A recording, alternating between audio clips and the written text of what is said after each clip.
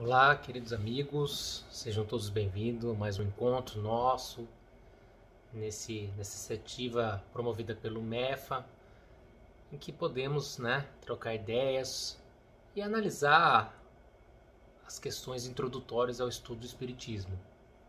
Ainda estamos em pandemia, recentemente tivemos mais um decreto com restrição aqui no nosso estado de Mato Grosso do Sul e continuamos com o trabalho online. Inclusive nesse momento, hoje eu gravo dia 15 de março, O centro vai ficar fechado durante alguns dias, mas novamente rogamos a todos que permaneçam com pensamentos edificantes. A gente sabe da dificuldade, do momento difícil, mas é importante a gente buscar trazer um pouco de pensamentos bons, positivos, a fim de modificar um pouco a vibração dessa consciência coletiva pesada que a gente se encontra, especialmente no nosso país, que enfrenta a pandemia, uma polarização tremenda e tudo mais. Então vamos continuar nosso bate-papo, nossa troca de conhecimentos. Hoje vamos tratar um pouquinho de umas questões do início, como se surgiu os fenômenos mediúnicos, e o Allan Kardec, também tratar um pouco mais do Allan Kardec. A gente falou do Allan um pouco no nosso primeiro encontro, hoje a gente vai aprofundar um pouquinho. Como de costume, vamos agradecer ao nosso Mestre Jesus, aos bons espíritos, pelo dom da vida, por eles nos concederem essa oportunidade de estarmos aqui, presente, tendo a oportunidade de fazer esse estudo edificante, e que possamos, através dos nossos espíritos, sempre tirar lições importantes para a nossa vida. Que assim seja. Pessoal, os fenômenos mediúnicos, eu dou uma olhadinha para cá, porque é para cá que fica o computador. Eles são identificados numa cidade americana chamada Hydesville. No inglês não é melhor. Hydesville é um vilarejo lá no estado de Nova York, nos Estados Unidos, bem ao extremo, bem ao norte, próximo ao Canadá. Esses fenômenos ocorreram em 1848, numa casa onde havia barulhos e ruídos. Essa casa já tinha antes de 1848 já diziam que esse imóvel era mal assombrado, porque ela fazia barulhos de rangidos, de batidas. Em 1848 mudou para lá a família Fox, pai, mãe, filhos. E através dessas irmãs, eram 3 irmãs, que se começou a ver a provocação para tentar se compreender esses ruídos. Inclusive, para quem é curioso, igual às vezes eu sou, se você entrar no Google Maps e colocar Hydesville, estado de Nova York, o Google Maps vai te levar lá, e lá tem a casa dos irmãos Fox. Tem uma plaquinha dizendo que era ali. Claro, tem um imóvel lá que você vê que é moderno, não é da época, mas tem o exato local onde era essa casa, que deve ter se perdido no tempo, Você vê no Google Maps, tem até uma placa falando que ali era o local onde moravam os irmãos Fox, desses fenômenos. Então essa comunicação começou através de pancadas. Haviam pancadas na casa. Em um certo dia, a Kate Fox, que tinha 7 anos, ela fez uma pergunta, fez uma indagação, quem bate aí, tudo, fez uma provocação, e começou-se a haver uma comunicação, através de uma batida seria sim, 2 não, e assim por diante. Começou-se a iniciar uma manifestação. Olha o que é anotado na época. Na noite de 31 de março de 1848, desencadeou-se uma série de sons muito fortes e continuados. Aí então deu-se o primeiro lance de fantástico episódio, que ficou como um marco inamovível na história da fenomenologia paranormal. A garota de 7 anos de idade, Kate Fox, em sua espontaneidade de criança, teve a audácia de desafiar a força invisível, repetir com os golpes as palmas que ela batia com as mãos. A resposta foi imediata. A cada estalo um golpe, era ouvido logo o outro seguir. Ali estava a prova de que a causa do som seria uma inteligência incorpórea. Inclusive tem relatos da família Fox, e você acha na internet relatos da época. Esse daí é conhecido como uma transcomunicação direta, ou seja, uma comunicação direta entre um espírito, um ente incorpóreo, com um ente encarnado. Chama transcomunicação direta. Logo que ocorreu isso, começaram a ocorrer demonstrações públicas, Os vizinhos foram para essa casa, o pessoal começou a fazer demonstração pública dessa entidade, que tudo indica foi uma pessoa que foi lá assassinada. Depois tem eventos já do século XX, depois do ano 1900, que acharam uma ossada nessa casa, numa adega, foi encontrado ossos lá. Para quem quiser também tiver mais curiosidade, há várias controvérsias sobre essas irmãs Fox também, tá, pessoal? Eu não vou entrar aqui, mas há relatos que parece que depois uma delas desmentiu, que aquilo não ocorreu, mas há sempre essas discussões. Só quero dizer isso porque é importante ter esse contraponto, né? A gente busca se aprofundar um pouquinho mais, mas é reconhecido, né? Principalmente porque depois acharam esse corpo de um cara que foi lá assassinado, tá ok? Através dessa forma rude de comunicação, se criou o alfabeto da telegrafia espiritual. Então, aí se incluiu que determinados batismos seriam uma letra, até formar uma comunicação mais consistente, entendeu? Essas irmãs Fox são reconhecidas, principalmente no espiritualismo moderno norte-americano, como precursoras, né? Eram médiuns muito fortes. Eu também já falei aqui rapidamente sobre aquele seriado que tem na Netflix sobre espiritualismo. Eu assisti o primeiro episódio e uma parte do segundo. Aí, eu confesso que fiquei um pouco sem paciência porque tomou um caminho, sou leigo no assunto, mas me parece que tomou um caminho para tratar desse espiritualismo americano. Não se fala de Kardec ali. Não sei se nos outros episódios falam. Até uma hora eu vou ver se eu tenho paciência para assistir o restante. Porque dentro também dessas convicções espiritualistas, lembram que nós já diferenciamos espiritismo de espiritualismo? Dentro dessas convicções espiritualistas existe o espiritismo, uma forma de espiritismo que chama espiritualismo, nos Estados Unidos, no Canadá e na Inglaterra. É muito forte na língua inglesa esse espiritualismo. É muito retratado nesse seriado da Netflix, que aí você vai lá em médios, os médios recebem para fazer isso. Existe até uma igreja, eles têm umas igrejas para a formação disso. Eles acreditam, né, na possibilidade de comunicação com os espíritos encarnados, na vida após a morte.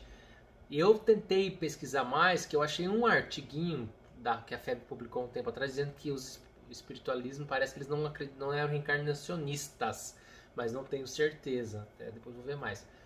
Mas tanto que a casa das irmãs Fox ficou meio lá nos Estados Unidos bem identificada, porque ela é muito forte essa questão, né, de os americanos buscarem médios que se comunicam, entendeu? Mas não necessariamente esse pessoal estuda a doutrina espírita. Tanto que se você for na Wikipedia, né, que hoje a gente sempre às vezes dá uma olhada, apesar de ser uma fonte nem sempre confiável, né, principalmente para trabalho na academia, quando a gente dá aula, tudo. Mas olhando, eles fazem a diferença, que Kardec criou a doutrina espírita, né, muito difundida no Brasil, até falam. Já o espiritualismo, não. Ele não tem nada, esse espiritualismo americano não tem nada da doutrina kardecista, tá? Então esses fenômenos mediúnicos começaram lá com as irmãs. Então antes da tal das mesas girantes, que é o nosso próximo tópico, se iniciou nos Estados Unidos, na casa das irmãs Fox, que se comunicaram com esse cidadão que lá foi assassinado, entendeu? Nesse imóvel. Eles comunicou, dizendo que tinha sido morto, tudo mais. Depois, né, desse fenômeno lá em Hildesville, começou a acontecer o fenômeno conhecido como mesas girantes ou danças das mesas, que também ocorreram nos Estados Unidos e depois em Paris. É engraçado que esses fenômenos ocorreram em países que tiveram no século XIX muita importância, né? A Revolução Francesa foi um pouquinho antes, né? Em 1798, por aí, a gente também já falou disso rapidamente, e os Estados Unidos também logo ficou independente, e coincidentemente esses fenômenos ocorreram muito nesses dois países. Então, aí eram manifestações inteligentes nas mesas. As mesas também faziam barulho. Faziam um barulhinho aqui, ó. Né? A mesa fazia barulho, a mesa se movia, entendeu? E também se dava comunicação através de como? De pancadas. Então, havia comunicação. Até balançou o celular aqui gravando. Então, esse fenômeno também ocorreu. E foi esse fenômeno que a gente vai tratar daqui a pouquinho que chamou a atenção do Allan Kardec. Porque em Paris, o filme do Kardec trata isso. O filme dele, também essa obra aqui que eu já passei para vocês, para quem quiser ler, Marcel Sotomayor, também relata. Esse fenômeno causou era um evento, vamos lá ver as mesas girantes. Aí era charlatanismo, não era, havia manipulação, era magia, não era. E isso chamou a atenção do Kardec, esses fenômenos. Essas mesas girantes, elas então, havia essa comunicação bem rudimentar também. Esse fenômeno foi condenado pelo Santo Ofício. Para quem não sabe, o Santo Ofício era aquela, né, eu não sei que seria como classificar ele dentro do organograma da Igreja Católica, mas o Santo Ofício que dizia que era heresia ou não, até o Santo Ofício que determinava, né, quem deveria ser queimado antes disso, né, por herege. O Santo Ofício condenou, né, taxando de herege as pessoas que produziam através delas que se produziam, eram taxados de hereges, né? O livro trata e o filme também trata bem essa questão que o Kardec teve de enfrentamento com a Igreja Católica, por exemplo. Tá? Infelizmente, esse preconceito vem até hoje, né? Alguns irmãos nossos de outras matrizes têm muito preconceito com espíritas. Também tem espíritas que têm preconceitos com outras religiões de matriz africana, ou tem preconceitos com quem é do Islã, porque não conhecem. Que a gente tem que combater sempre o preconceito, tá, pessoal? Geralmente o preconceito ele vem razão da ignorância de conhecer.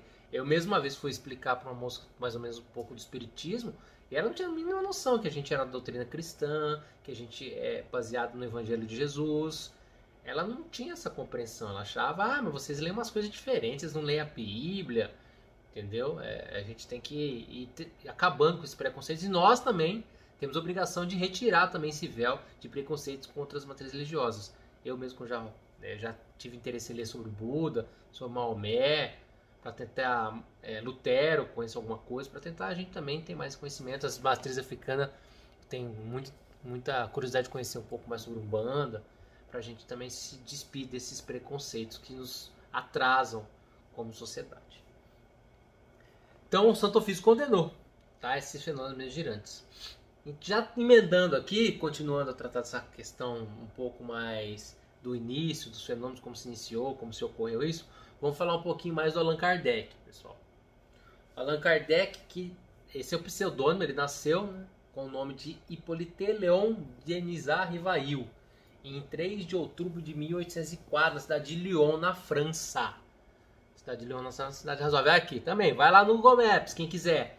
Põe lá, Lyon, França, Allan Kardec, tem um memorial, tem um busto do Kardec, dizendo que ele nasceu lá, que ele fundou a doutrina espírita, tem até fotos no Google Maps, tem um memorialzinho na cidade onde ele nasceu.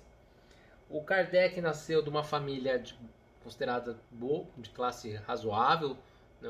A família dele teve muitos juízes e advogados, pessoas, então era uma família já tradicional ali em Lyon. Ele com 10 anos foi enviado pelos pais para a cidade de Yverdon, na Suíça. Ele foi lá estudar num centro de educação que foi idealizado por nada menos que João Henrique Pestalozzi. Pestalozzi, pessoal, era uma escola modelo na Europa na época, tá, no século XIX. Para quem não sabe, o Pestalozzi ele é o pioneiro da pedagogia. Se tiver algum pedagogo aí nos assistindo, provavelmente deve conhecer um pouco mais da história de Pestalozzi. Uma das obras pioneiras de Pestalozzi é Como Gertrudes ensina suas crianças. O Pestalozzi é considerado um revolucionário na área da pedagogia. E o Rivail, que é o Kardec, se tornou um discípulo de Pestalozzi. Aos 18 anos ele retornou para Paris e já foi lecionar, trabalhar no magistério. E com 18 anos ainda ele escreveu um livro que se chama Curso Prático e Teórico de Aritmética. Então ele escreveu esse livro, escreveu mais de 20 livros didáticos. Então o Rivail, ele escrevia sobre didática, sobre livros didáticos. Então ele tinha toda uma metodologia para fazer isso. Ele também trabalhou traduzindo obras do inglês e do alemão para o francês. Então você vê, o Rivail ele era alguém da academia, né? Alguém que poderia até considerar naquela época, né, com muito iluminismo, progressismo, né? Os progressistas havia muito confronto já das ideias com a ideia pré-estabelecida das religiões, né, do catolicismo, já na época do protestantismo. Ele era um cara já meio bem ligado à razão, né? Porque ele era um estudioso, um professor. Já em 1854, né, vamos aí ele mais ou menos com 50 anos de idade, ele começou a ter contato com essas mesas girantes através de amigos. Ele fazia parte também de uma sociedade parisiense de estudos do magistério, tá? Não tinha a ver com o espiritismo, porque o espiritismo nem existia ainda. E aí, como esse fenômeno, eu disse lá atrás, já existia muito na Europa, era um passatempo, ele começou a frequentar lugares com isso. E aí, em reuniões na casa da família Baldwin, ele começou de fato o estudo do espiritismo. Aí ele começou a criar um sistema para se analisar, para se ver a veracidade daquilo, para ver se existia uma vida inteligente numa mesa. Era uma mesa ou alguém corpóreo morto, né, que mexia na mesa. Então ele buscou criar uma metodologia, né? Em 1856 ele, conversando com alguém que se identificou o espírito da verdade, falou para ele da missão dele, que não seria nada fácil. Ele ia enfrentar obstáculos e às vezes até arriscar a própria vida dele em razão dessa missão que a providência incumbia ele. E ele concordou em cumprir essa missão, e através dessa missão, em 1857 ele lança, que eu já falei para vocês, que é a obra básica da básica, que chama o Livro dos Espíritos. Aqui ele já lança com o pseudônimo de Allan Kardec. Ele teve uma preocupação, primeiro, que como ele tinha livro didático com o nome dele, Rivail, ele havia também essa preocupação, porque lá era, né, um livro didático, tudo. E aí Allan Kardec foi um nome de uma reencarnação bem anterior dele. Então ele optou em usar esse pseudônimo Allan Kardec. E aqui foi a primeira obra dele, que é o Livro dos Espíritos. E aí depois lançou o que é Espiritismo, o Livro dos Médios, o Evangelho segundo o Espiritismo, o Céu e o Inferno, a Gênese, e quando ele faleceu, lançaram depois em 1890 obras póstumas. E também havia uma revista espírita. Então a produção era muito, né, bastante intensa. O ideal é que nós que estamos estudando Espiritismo, a gente busque ler toda essa obra básica do Kardec. Eu ainda não li todas elas.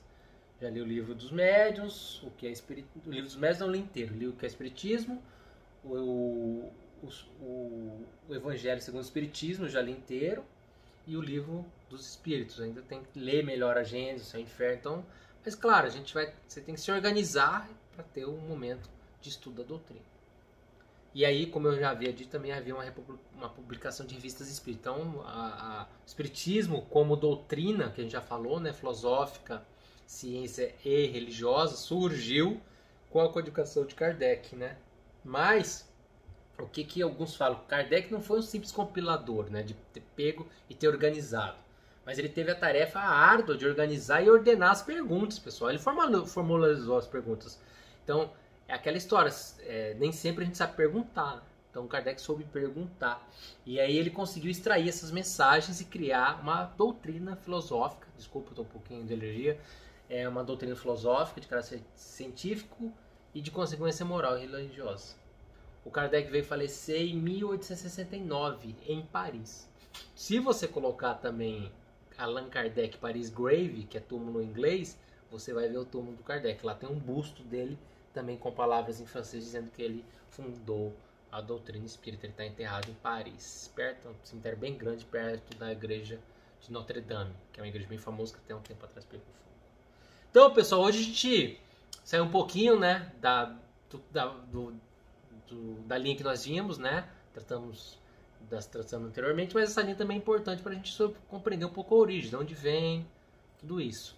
Então a gente vai continuar nosso estudo, né, com base nessas obras que a FEB fez, pelo menos a metodologia, né, com base no estudo sistematizado da doutrina espírita, que eu acho bem bacana. E tenham todos, né, uma boa semana. Vamos nos cuidar e, como de costume agora, já posso falar isso, vamos finalizar lendo mais uma passagem da obra Jesus e Atualidade, psicografado pelo Divaldo através do Espírito de Joana de Ângeles. Vamos falar um pouquinho agora de Jesus e dever. Nunca prometas realizar o que não pretendes fazer. Jamais permaneças inoperante em um lugar já conquistado. Identifica as possibilidades aí vigentes e segue adiante. O dever que te impõe renuncia e sacrifício. Também te alça a harmonia, liberando-te dos conflitos e das dúvidas. Não cesse de crescer interiormente. A insatisfação com o que lograste em rebeldia será a tua motivação para conquistas mais expressivas. És servidor do mundo. Jesus que se originara nas estrelas, afirmou ser o servo de todos, e assim se fez para que tivéssemos vidas e esta em abundância. Então, todos, meu muito obrigado, se mantenham seguros, cuidem de si, cuidem dos seus, e que Jesus e todos os bons espíritos nos abençoem. Um abraço a todos, até mais.